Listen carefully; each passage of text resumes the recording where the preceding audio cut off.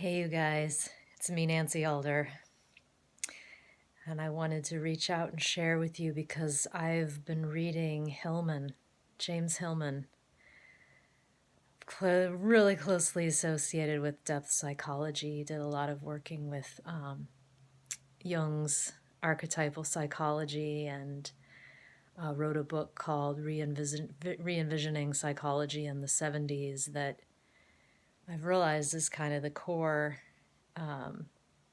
teaching of a lot of the teachers that I've come across in the last couple of years.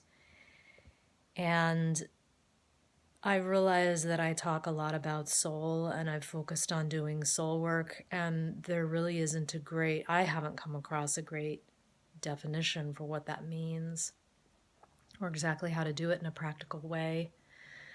And I was reading what he had to say last night, and it just kind of blew my mind a little bit. He was talking about soul is not a substance, it's a perspective. It's a substrate, like a lake that the light is reflected off of, or the moon that reflects back light.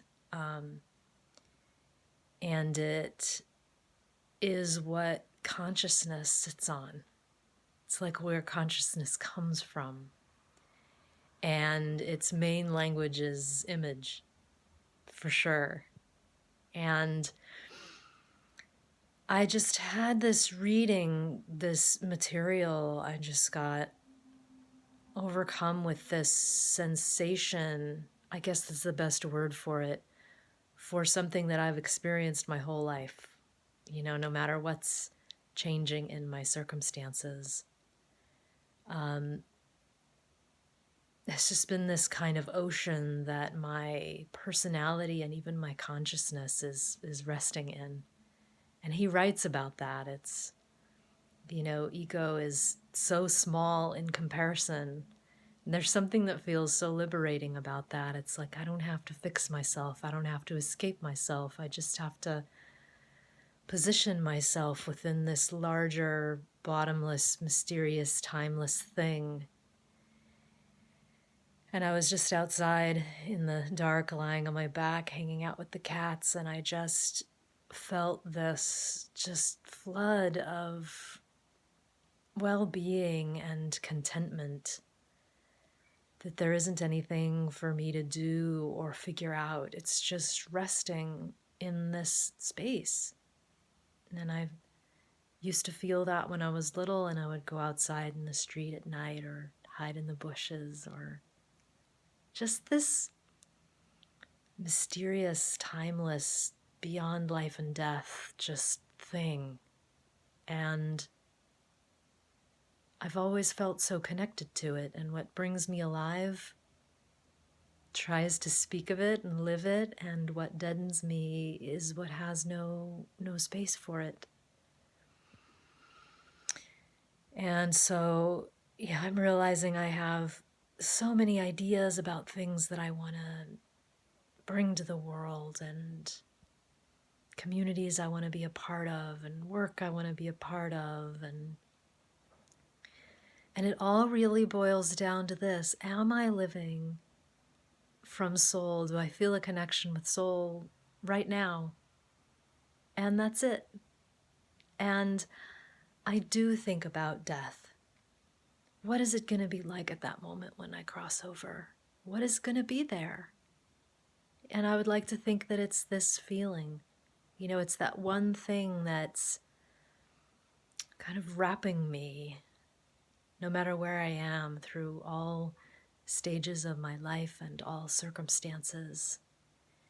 And I'm thinking back to all the things that I think have prepared me for this experience, like the somatic experiencing and the different meditation practices and the shamanic practices, and just to kind of try to distill, what is there a formula for how to connect with this?